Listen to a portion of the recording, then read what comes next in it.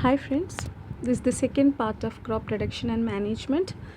In this video, we are going to discuss about different methods of irrigation, harvesting, storage, all these things we will be discussing in this video. Before going to the topic, I may request all of you to press the subscribe button so that you will get further videos easily. Okay, irrigation. The word irrigation is very familiar to you because from childhood itself you are using this word. You might have seen a different styles of irrigation. If you're going to a village, you can see the field, how the farmers are giving water to the crops. If you're going to the park, you can see how the gardeners are giving water to the plants. So they are adopting different techniques or different methods to give water to the plants. Okay, so this is known as irrigation. That is giving, supplying water to the crops is known as irrigation. Okay, understood? Supplying water to the crops, that is known as irrigation. And irrigation will be different for different crops, and it depends upon the climatic condition and geographical texture of that area. Suppose it's rainy season, no need of giving so much water to the plants. And in winter season, of course, we have to provide lots and lot of water to the plants, because due to evaporation, lot of water will be escaping into the atmosphere. So they need more and more water. Okay, so hope you understood what is irrigation. Now, what is the need of irrigation? Why should we give water to the plants? Yes, there is very much importance of water in the plants. Nearly 90% of the body, 80 to 90% of the body of the plant is made up of water. And all the flowers, fruits, seeds, everything for their growth and development, for their proper growth and development, they need water. And germination of seeds is impossible without water. If there is no, we are not giving water, germination of seeds will not take place. And plant gets nutrients through water. You know that roots are absorbing nutrients from the soil through water. Nutrients will be dissolved in the water, and that is absorbed by the roots, and that is going to different parts of the plant. And water also protects the crop from frost and hot air currents. Yes, they are protecting the plants from snow, they are protecting plants from hot air currents, hot winds. So water is acting as a protective covering, protective layer, protective covering, and it safeguard the seed from hot wind and cold climatic conditions like snow or ice falling.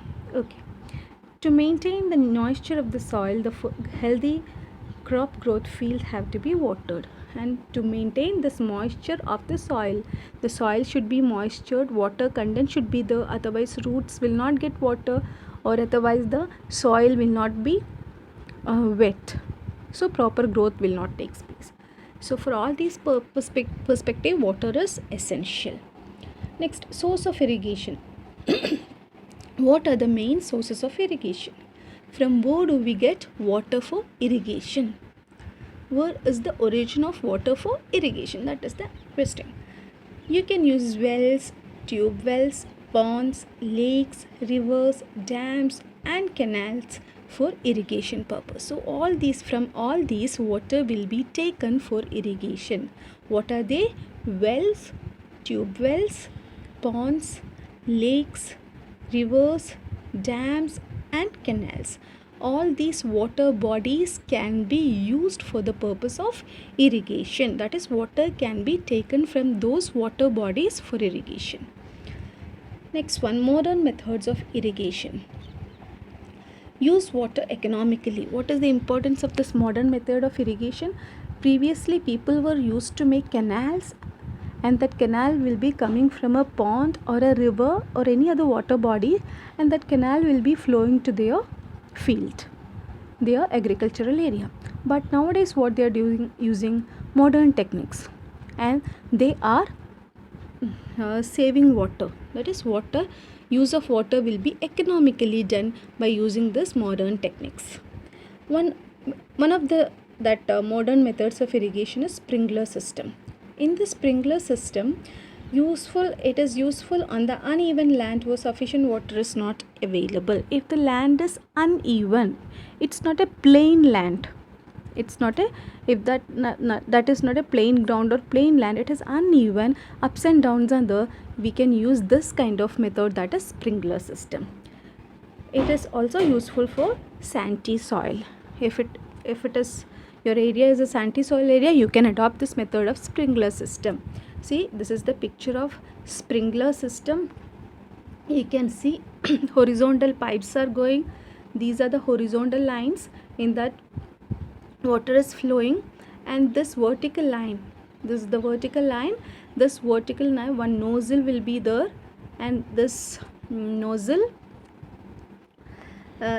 by opening the nozzle, water will be flowing in pressure, that is through this horizontal line water will be flowing, that will be entering this vertical line, and from there the water will be sprinkling, or water will be pouring, just like rain.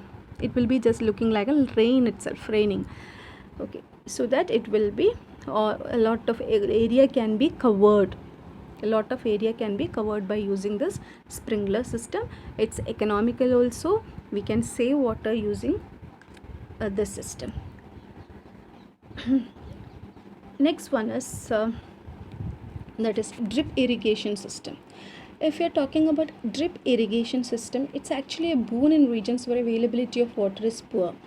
Drip irrigation, drip drop, drip drop, the word itself indicates that it's something like dripping drop wise. So drip irrigation system is actually a boon, it's a blessing where in those areas where scarcity of water, less availability of water is there. The water falls drop by drop just at the position of the root, so it is called drip system. Why it is called drip system? Because the water is falling at the roots. Just at the roots, the water will be falling drop by drop. Drop by drop, it will be falling. It is the best technique for watering fruit plants, gardens and trees.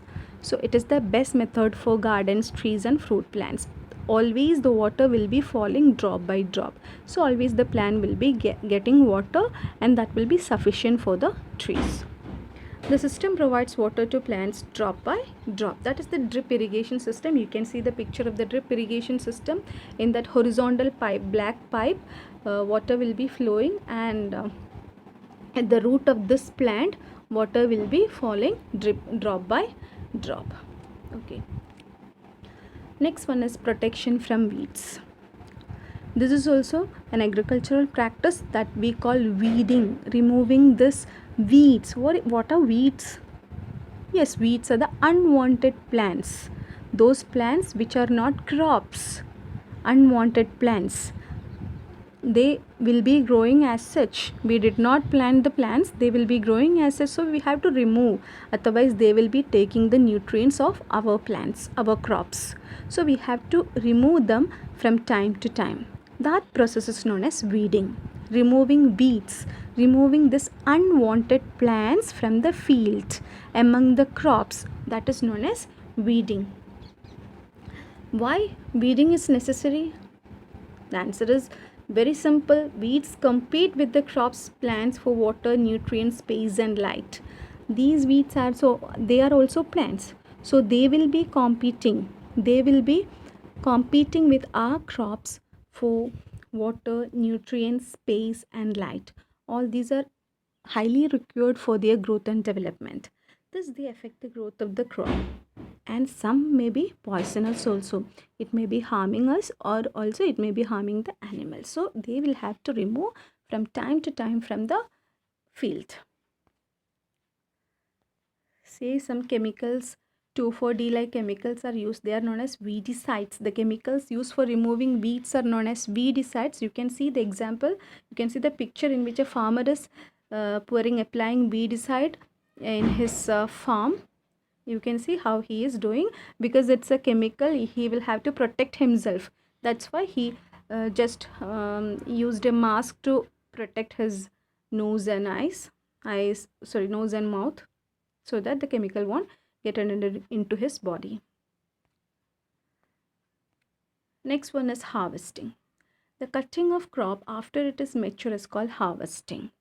Once the crop is matured enough, we will have to take the crops. That process is known as harvesting, cutting and taking the crops once it get matured. Once it is ready for use, once it is matured, we will cut the plant and keep it for usage. That process is known as harvesting. Threshing is another process, the process of removing grain seeds from the chaff.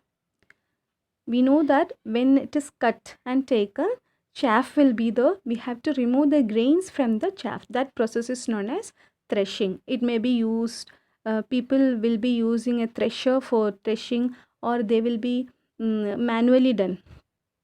You might have seen stamping on it, or they will be hitting on a hard rock to do this, to remove the chaff from this grains. Different techniques are using. And another important aspect is storage, how they will be storing this.